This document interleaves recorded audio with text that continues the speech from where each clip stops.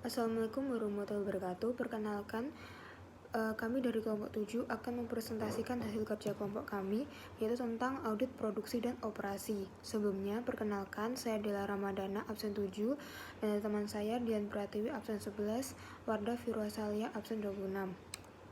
Pengertian audit produksi dan operasi. Audit produksi dan operasi melakukan penilaian secara komprehensif terhadap keseluruhan fungsi audit produksi dan operasi untuk menentukan apakah fungsi ini telah berjalan dengan memuaskan, ekonomis, efektif, dan efisien. Audit ini dilakukan tidak hanya terbatas pada unit produksi, tetapi juga berlaku untuk keseluruhan proses produksi dan operasi. Audit ini juga berperan melengkapi fungsi pengendalian kualitas. Beberapa alasan yang mendasari perlu dilakukannya audit ini antara lain, yang pertama, proses produksi dan operasi harus berjalan sesuai dengan prosedur yang telah ditetapkan. Yang kedua, kekurangan atau kelemahan yang terjadi harus ditemukan sehingga segera dapat diperbaiki. Yang ketiga, konsistensi berjalannya proses harus diungkapkan. Yang keempat, pendekatan proaktif harus menjadi dasar dalam peningkatan proses. Yang kelima, berjalannya tindakan korektif harus mendapat dorongan dan dukungan dari berbagai pihak yang terkait. Selanjutnya, tujuan audit produksi dan operasi. Yang pertama, apakah produk yang dihasilkan telah mencerminkan kebutuhan pelanggan atau pasar? Yang kedua, apakah strategi serta rencana produksi dan operasi sudah secara cermat menghubungkan antara kebutuhan untuk memuaskan pelanggan dengan ketersediaan sumber daya serta fasilitas yang dimiliki perusahaan? Yang ketiga, apakah strategi, rencana produksi dan operasi telah mempertimbangkan kelemahan-kelemahan internal, ancaman lingkungan eksternal, serta peluang yang dimiliki perusahaan? Yang keempat, apakah proses transformasi telah berjalan secara efektif dan efisien? Yang kelima, apakah penempatan fasilitas produksi dan operasi telah mendukung berjalannya proses secara ekonomis, efektif, dan efisien? Yang keenam, apakah pemeliharaan dan perbaikan fasilitas produksi dan operasi telah berjalan sesuai dengan jadwal yang telah ditetapkan dalam mendukung dihasilkannya produk yang sesuai dengan kualitas, kuantitas, dan waktu yang telah ditetapkan? Yang ketujuh, apakah setiap bagian yang terlibat dalam proses produksi dan operasi telah melaksanakan aktivitasnya sesuai dengan ketentuan serta aturan yang telah ditetapkan perusahaan? Prinsip-prinsip umum. Tujuan utama audit adalah untuk menentukan apakah proses produksi dan operasi yang berjalan saat ini sudah sesuai dengan kriteria yang telah ditetapkan untuk memastikan bahwa produk yang dihasilkan konsisten dengan standar kualitas yang telah ditetapkan, serta mengidentifikasi wilayah atau bagian yang masih memerlukan perbaikan. Lalu, auditor harus secara objektif dan sistematis mengumpulkan dan menganalisis data yang cukup dan relevan sebagai dasar penilaian terhadap ketaatan perusahaan dalam menerapkan kriteria yang telah ditetapkan. Auditor harus mengklarifikasi ketidaksesuaian yang terjadi antara aktivitas produksi dan operasi dengan kebutuhan kriteria atau standar yang telah ditetapkan dan membuat rekomendasi untuk peningkatan. Lalu, tahap audit produksi dan operasi meliputi yang pertama, audit pendahuluan. Audit pendahuluan diawali dengan perkenalan antara pihak auditor dengan organisasi audit. Pertemuan ini bertujuan untuk mengkonfirmasi skop audit, mendiskusikan rencana audit, dan penggalian informasi umum tentang organisasi audit, objek yang diaudit, mengenal lebih lanjut kondisi perusahaan dan prosedur yang diterapkan pada proses produksi dan operasi. Yang kedua, review dan pengujian pengendalian manajemen. Auditor melakukan review dan pengujian terhadap beberapa perubahan yang terjadi pada struktur perusahaan, sistem manajemen kualitas, fasilitas yang digunakan, dan atau personalia kunci dalam perusahaan sejak hasil audit terakhir. Lalu yang ketiga, audit lanjutan atau terinci. Auditor melakukan audit yang lebih dalam dan pengembangan temuan terhadap fasilitas, prosedur, catatan-catatan yang berkaitan dengan produksi dan operasi, konfirmasi kepada pihak perusahaan selama audit dilakukan untuk mendapatkan penjelasan dari pejabat yang berwenang tentang adanya hal-hal yang merupakan kelemahan yang ditemukan auditor. Lalu, ada pelaporan. Hasil dari keseluruhan tahapan audit sebelumnya telah diringkaskan dalam kertas kerja audit atau KKA, merupakan dasar dalam membuat kesimpulan audit dan rumusan rekomendasi yang akan diberikan auditor sebagai alternatif solusi atas kekurangan-kekurangan yang masih ditemukan. Pelaporan menyangkut Penyajian hasil audit kepada pihak-pihak yang berkepentingan terhadap hasil audit tersebut. Laporan audit disajikan dengan format 1. Informasi latar belakang, menyajikan gambaran umum, fungsi produksi dan operasi dari perusahaan yang diaudit, tujuan dan strategi pencapaiannya, serta ketersediaan sumber daya yang mendukung keberhasilan implementasi strategi tersebut. 2. Kesimpulan audit dan ringkasan temuan audit. Menyajikan kesimpulan atas hasil audit yang telah dilakukan auditor dan ringkasan temuan audit sebagai pendukung kesimpulan yang dibuat.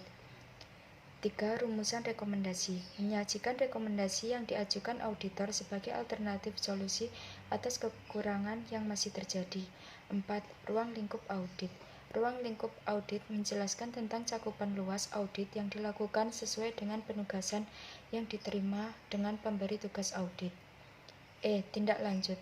Rekomendasi yang disajikan auditor dalam laporannya merupakan alternatif perbaikan yang ditawarkan untuk meningkatkan berbagai kelemahan yang masih terjadi pada perusahaan. Ruang lingkup audit. 1. Rencana produksi dan operasi. Rencana ini menghubungkan kebutuhan pasar atas produk yang dipersyaratkan, aktivitas pengembangan dan rekayasa, kapasitas produksi, rencana persediaan, keuangan, ketersediaan SDM, bahan baku, dan tingkat imbal hasil investasi yang dipersyaratkan investor. Penyusunan rencana induk harus didasarkan pada ketersediaan kapasitas dan rencana penggunaannya, peluang dan ancaman yang dihadapi, dan usaha-usaha untuk melakukan perbaikan dan berkelanjutan untuk meningkatkan efektivitas dan efisiensi. Rencana induk memuat tentang 1. Jadwal induk produksi. Jadwal produksi utama memuat tentang apa yang akan dibuat dan kapan akan dibuat sesuai dengan rencana produksi. Rencana ini mencakup tentang akan diproses kemampuan teknis, ketersediaan SDM, fluktuasi persediaan, kinerja pemasok, dan pertimbangan lainnya. Penilaian atas penggunaan kapasitas produksi. Pertimbangan kebutuhan atas kapasitas produksi berpengaruh terhadap jadwal produksi utama. Perusahaan harus memiliki dasar dan metode yang tepat dalam menentukan besaran kapasitas produksi yang dimiliki. Jika berdasarkan rencana penjualan lebih kecil dari kapasitas produksi yang dimiliki, memungkinkan perusahaan untuk menerima pesanan dengan harga di bawah tingkat laba normal untuk memaksimalkan penggunaan kapasitas produksi yang dimiliki. Hal ini dilakukan dengan pertimbangan pesanan tersebut tidak dibebani biaya tetap lagi karena memanfaatkan kapasitas produksi yang menganggur. 3. Tingkat persediaan. Secara umum, persediaan pada perusahaan manufaktur terdiri dari persediaan bahan baku, persediaan barang dalam proses, persediaan barang jadi, dan persediaan perlengkapan. Untuk apa persediaan dan beberapa persediaan yang harus ada harus secara tegas terdeskripsikan dalam kebijakan persediaan perusahaan, karena keputusan ini tidak berdiri sendiri, tetapi berkaitan dengan keputusan selain seperti cash flow, jadwal produksi, dan lainnya. 4. Perencanaan keseimbangan lintas produksi.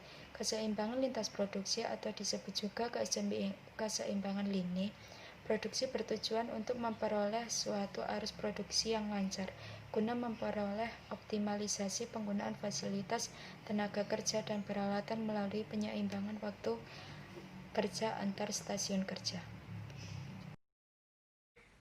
Tabel kriteria dan pengukuran variabel rencana induk produksi dan operasi.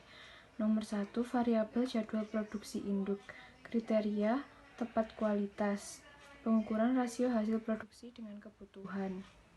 Kriteria kedua, tepat kualitas dengan pengukuran standar kualitas. Ketiga, kriteria tepat waktu dengan pengukuran jadwal pelepasan barang ke pasar. Kedua, variabel optimalisasi penggunaan sumber daya. Kriteria kapasitas penuh. Pengukuran rasio rencana produksi dengan kapasitas produksi. Kedua, kriteria maksimum utilisasi. Pengukuran rasio penggunaan kapasitas dengan kapasitas yang tersedia. Ketiga, variabel tingkat persediaan. Kriteria persediaan minimal. Pengukuran rasio jumlah persediaan dengan hasil produksi.